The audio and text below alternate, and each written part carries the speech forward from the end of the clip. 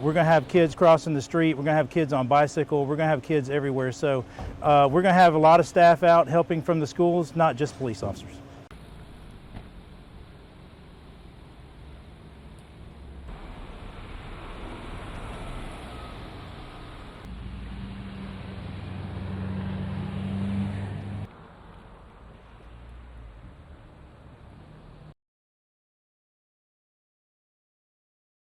If we can get parents not to be on their phone and paying attention, even that cup of coffee or that bagel that you might get over here in Crestline might take your eyes off the road for just a minute and put somebody's life at risk.